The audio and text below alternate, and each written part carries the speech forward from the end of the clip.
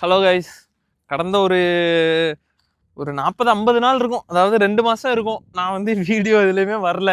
என்னாச்சுன்னு கேட்டிங்கன்னா, ஒரு சம்பவம் நடந்துச்சு நண்பர்களே. எப்போவுமே பைக்கில் வந்து வெளியூருக்கு போவேன். அந்த மாதிரி ஒரு சாதாரண நாள் திருநெல்வேலிக்கு வந்து ஒரு மொபைலில் ஒரு ரிப்பேர் பண்ணுறதுக்காக போனேன்.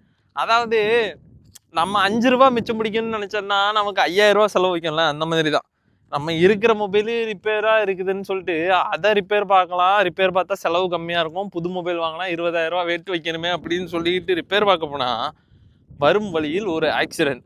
அதுவும் எப்படின்னா, நம்ம பண்ணாத தப்புக்கு நம்ம அனுபவிக்கிறோம் பார்த்தீங்களா, அது வந்து ரொம்ப மட்டமான இது. அதாவது ஒரு பைபாஸ் ரோடு, நம்ம போகிற ரோடு, சென்டரில் சிமெண்ட் சென்டர் மீடியன், அதுக்கப்புறம் இன்னொரு ரோடு. ஆப்போசிட்டில் சும்மா நான் தான்டா மாணிக் பாட்சான்னு சொல்லிட்டு ஆட்டோக்காரரு நேராக போயிட்டுருக்கிறேன். ஒரு 50-60 தான் வந்திருப்பேன். உள்ளே இருந்து சடக்குன்னு வந்து சொல்லிவிட்டார். நான் வந்து இத்தனைக்கும் பிரேக்கை ஃபுல்லாக ஹோல்டு பண்ணுறேன். எவ்வளோ தான் ஹோல்டு பண்ணாலும் அது ஒரு பிரேக்கிங் டிஸ்டன்ஸ்னு ஒன்று இருக்குல்ல, அவர் உள்ளே வரும்போது ஒரு 3 மீட்டர் தான் இருக்கும். அந்த டிஸ்டன்ஸ்லாம் வண்டி நிற்காது கண்டிப்பாக. போய் சடக்குன்னு ரைட் ஹேண்டில் பார் போய் இடிச்சுது. இடித்த இடியில் எனக்கு என்ன ஆச்சுன்னா, என்னோட கை ஜாயிண்டில் ஒரு ஃப்ராக்சர், அப்புறம் மடங்குற இடத்துல லிகமெண்ட் டேமேஜ், அப்புறம் இந்த விரல்களுக்கு நடுவுலலாம் பூரா விட்ட மாதிரி தையல், அதுக்கப்புறம் இந்த நரம்பு வந்து நக்கிட்டு போயிடுச்சு. அதாவது இந்த நடுவிரல் வந்து இன்னும் உணர்ச்சி வரல, ஃபீலிங்ஸ்லாம் ரொம்ப கம்மியாக இருக்குது, ரொம்ப நம்பலாக ஃபீல் ஆகுது. இதுக்கெல்லாம் காரணம் என்னென்னா இந்த ஆட்டோக்காரன் தான்.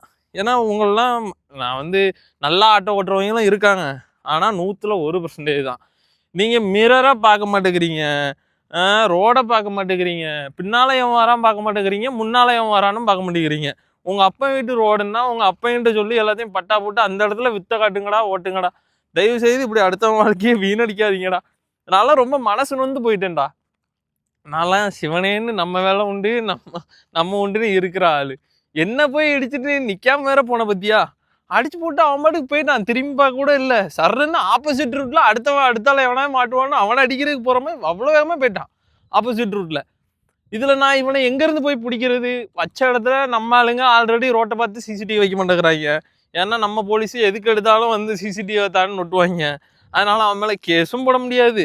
இப்போ நான் இன்சூரன்ஸை கிளைம் பண்ணலான்னா எவன் அடித்தான்னு சொல்லி போடுறது. இப்போ அவன் அடிச்சுட்டு நின்னா கூட அவன் இன்சூரன்ஸ் கம்பெனிக்காரன் எனக்கு கொடுக்க போகிறான்.